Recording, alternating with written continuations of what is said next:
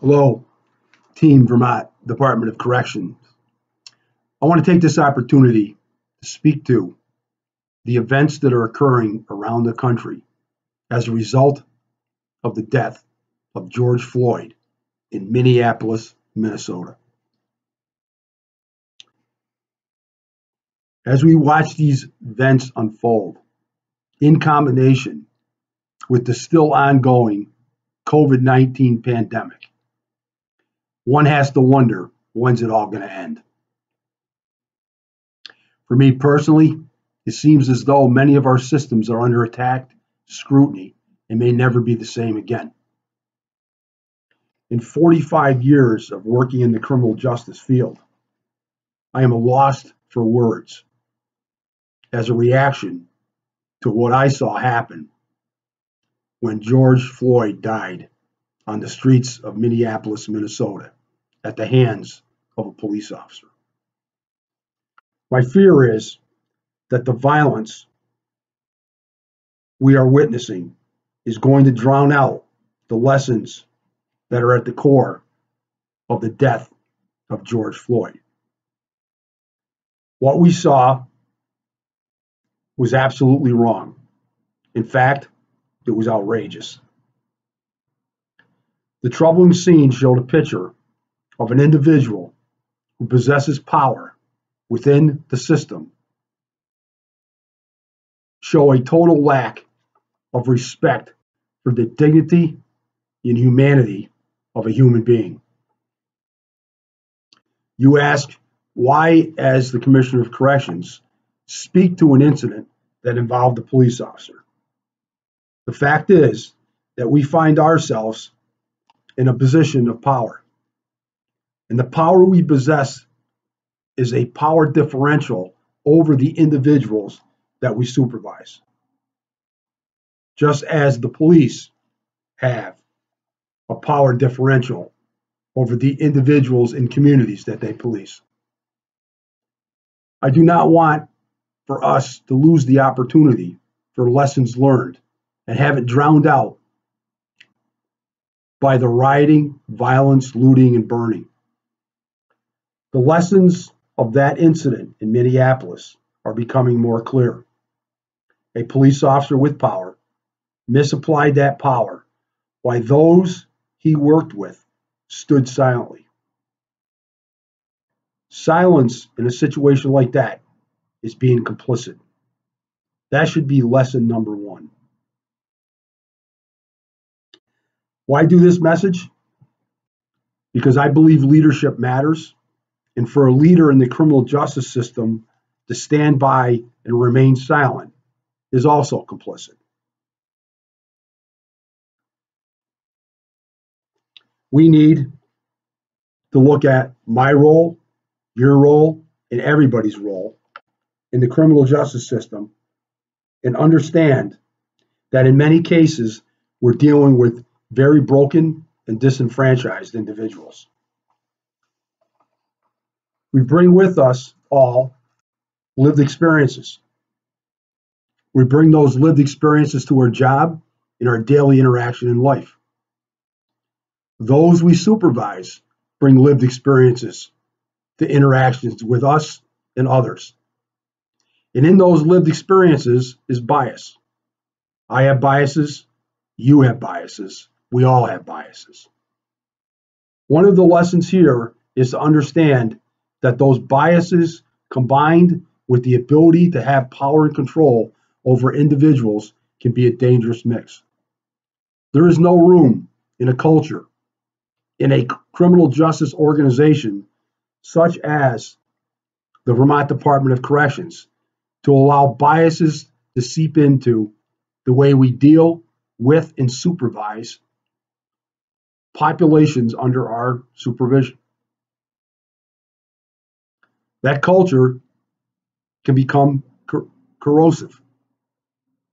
It's our job to make sure we apply our supervision in a fair and impartial way. We all need to understand our biases, and it's important for us to leave our biases at the door when we come to work. This time in Vermont, in America, is an opportunity to reflect and understand our power and our influence we have as representatives of the Vermont Department of Corrections. What we all say, do, act when we interact with not only those who we supervise, but other folks, becomes a reflection on what the Vermont Department of Corrections is. Your job is an important job in the safety of Vermonters. People see individuals with power different than individuals who don't possess that power. Our jobs are difficult. They're not easy. We deal with very difficult situations and very complicated individuals. It's important at this time that how we react is reflective and not reactive. Our system at the Vermont Department of Corrections has been under a great deal of pressure for the last 11 weeks or so. In fact, we've been under extreme pressure, and we have performed at a level never seen before, and I am greatly appreciative of that. But it's just not us in the system who've been under enormous pressure. The individuals we supervise, including the inmate population, have been stressed as well. We have had our facilities locked down in one form or another for well over 8 weeks. That has brought a great deal of stress into our institutions.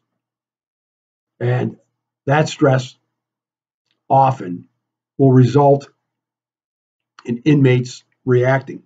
I've heard it from the superintendents over the last several weeks. But with the events going on the outside, as a result of George Floyd's death, there is additional pressure I anticipate will come into the facilities. Do not underestimate, just like we shouldn't underestimate the fear, energy, and other emotions in the community. We should anticipate those to be within the system that we operate. It is a time to recognize our role and how we interact with those we supervise. We need to honor the lived experiences of those who are less fortunate than us and find themselves in the criminal justice system and under our supervision. In ending, I want to recognize that the Vermont Department of Corrections is a highly professional and well-run organization long before I arrived 6 months ago.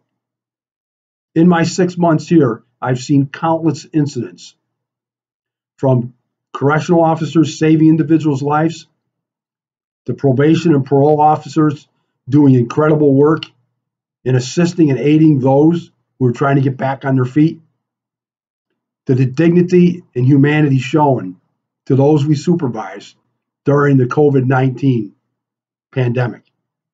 I could not be prouder. But here are some lessons that I think we should think about as we reflect on the events occurring around us. Silence when we see wrong is being complicit. We need to reflect on our roles in the criminal justice system. We need to listen more to those who may be critical of us and those who do not trust the system. No time to go insular and defensive as a result of the increased attacks on the criminal justice system. Understand the history of why we're seeing what we see. And the history is not just about race.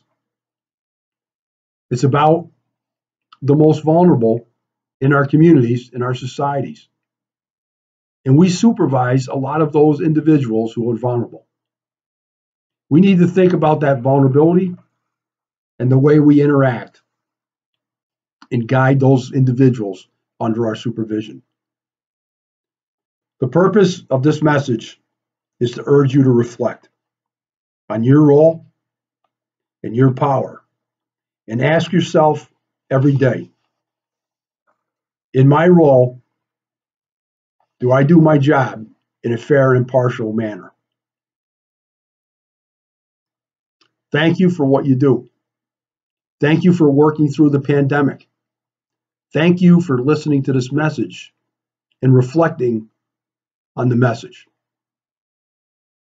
It's everyone's job in the criminal justice system now to think about their roles.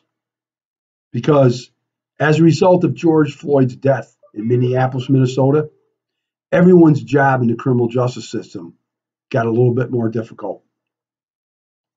I ask you to reflect on those events, and I wish you all the best. Please stay safe, and thank you for what you do every day, representing the Vermont Department of Corrections. Thank you, and have a good day.